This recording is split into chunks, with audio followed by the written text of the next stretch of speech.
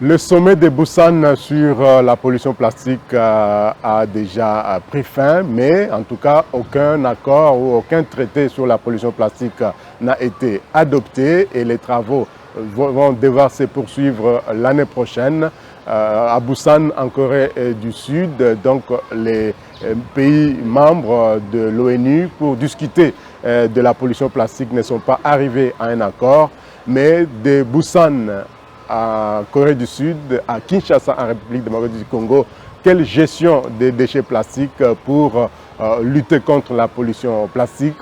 Nous avons approché M.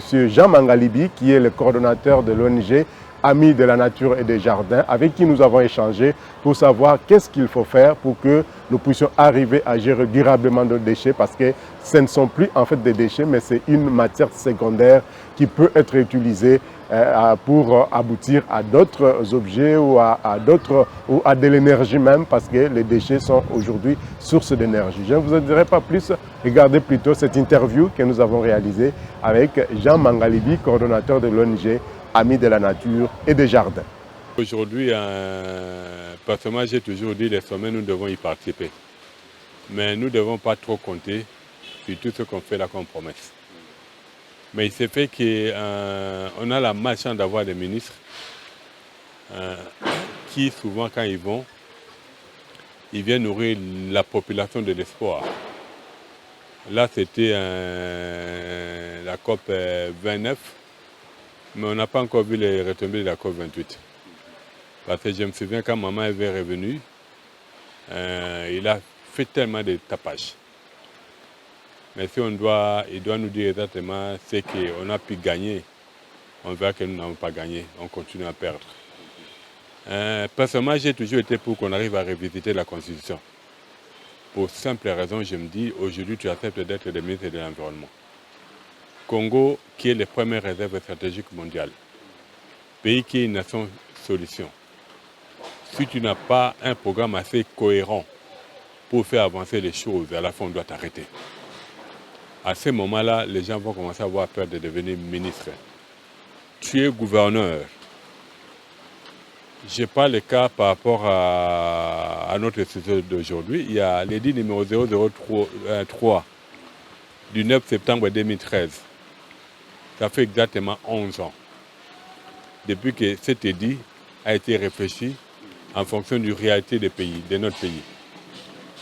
Et je vois les points qui m'ont intéressé beaucoup, c'était par rapport aux déchets plastiques. À son article, section 5, ça parle des déchets plastiques, c'est l'article 28. Il est interdit de vendre l'eau conditionnée dans les emballages en sachets plastiques. On peut aller jusqu'au niveau des bouteilles. Cette année, je crois on vient d'avoir encore une autre usine qui va produire plus d'1 million de bouteilles en plastique les jours.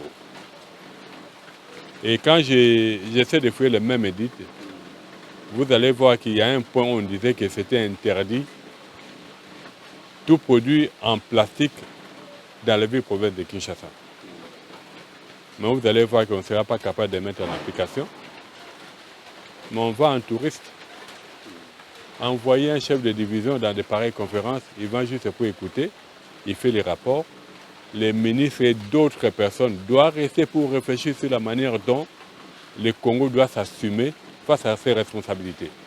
Parce qu'aujourd'hui, ce que nous devons arriver à savoir, là, vraiment tout Congolais doit vraiment mettre ça dans son cœur. Qu'être les premières réserves stratégiques mondiales, c'est une grâce. Et la grâce est une très grande responsabilité. Tout le monde qui connaît l'histoire de Singapour, c'était parmi les coins les plus corrompus et les plus sales de la planète. Aujourd'hui, c'est parmi les coins les plus propres de la planète. Quand tu jettes une bouteille en plastique, tu payes $1000 ou $2000 d'amende. Mais à Kinshasa, quand tu jettes une bouteille en plastique, on t'applaudit.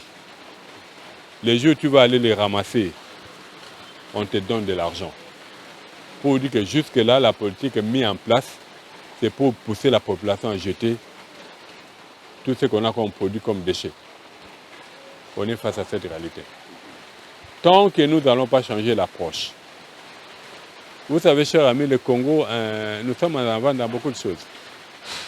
Quand tu vas, par exemple, là où il y avait la fondation Mzee Kabila, non loin devant l'ambassade du Nigeria, tu verras, il y a le statut de la paix qui représentait, qui est le symbole de la paix par rapport à cet endroit-là qu'on appelait Place Mandela.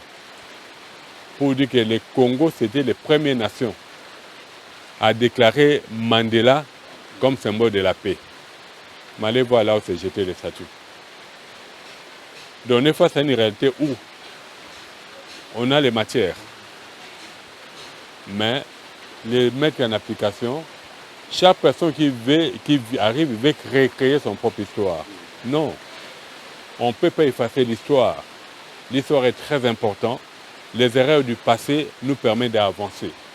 Parce qu'on a l'édit numéro 005 du 9 octobre 2012. Ça parle de la nuisance sonore. Quand un gouverneur arrive en place, son premier souci, accroître la nuisance sonore, ce qui veut dire son ambition, c'est détruire les Quinois. Une population qui est détruite, tu crois qu'il peut faire quelque chose de bien? C'est pratiquement impossible. Tant que nos autorités ne vont pas redevenir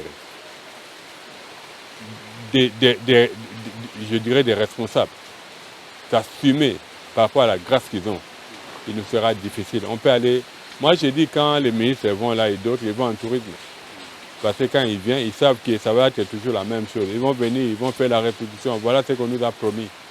Mais le Congo n'est pas une nation qui doit attendre des promesses.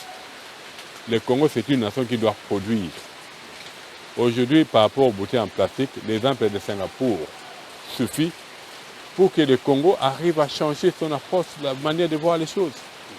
Ne fût-ce que, bon, ça peut prendre le temps pour en arriver là, mais mettons ne fût-ce en pratique l'édit numéro 005. Cela permettra à ce que nous arrivons à gérer tout ce qui est plastique avec conscience. Sinon, ça ne servait à rien. La population sera obligée de se soumettre. Parce que tant que nous allons continuer à gérer la population comme des enfants gâtés, nous payons les conséquences. Et c'est quelque chose, normalement, si on le fait, je crois, en moins de 3 mois, Kinshasa n'aura... il va déjà évacuer plus de 80% de tout ce qui est déchets plastiques, comme on l'a toujours dit. Aujourd'hui, une fois un chef de riz est valorisé, un chef de riz peut aider les gouverneurs ou la ville dans beaucoup de travail. Parce que, par rapport au recensement, il connaît la population pour dire qu'on sait qui est des pères et des mères et qui ne l'est pas. On peut avoir un programme, on dit par exemple, dans chaque parcelle, on veut à ce qu'il y ait des potagers dans les sacs. Le chef de riz sera là pour veiller. Le chef de riz connaît dans sa rue qui sont locataires.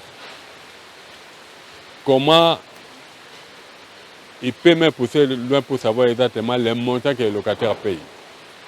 À ce moment-là, l'impôt sur le revenu locatif, ça va accroître. À ce moment-là, nous n'avons pas besoin d'un budget pour payer les chefs de rue, parce qu'ils vont se retrouver dans cet impôt-là. On enlève un pourcentage pour la rue, un pourcentage pour le chef du quartier, un pourcentage pour le bourgmestre, le reste, ça va à la ville et il fait de ça ce qu'il veut. Mais c'est fait qu'aujourd'hui, il y a cette façon-là de gérer. Ne marche pas ou n'est pas mis en application. Conséquence, il y a le gouverneur qui doit descendre pour aller curer un caniveau. Normalement, pendant qu'il y a un chef de rue, mais c'est le gouverneur qui va curer un caniveau. Kinshasa a plus de 1900, si j'ai bonne mémoire, 1900 quelques kilomètres carrés. Mais s'il commence à une rue, jusqu'à la fin de son mandat, il ne va jamais faire tout Kinshasa. Alors, donnons, responsabilisons chacun des personnes ou d'autorités, en sachant qu'un chef de rue représente le président de la République dans sa rue. À ce moment-là, une fois, il est mis en fonction, Moi, je crois que pour arranger tous ces problèmes, ça va être un petit problème.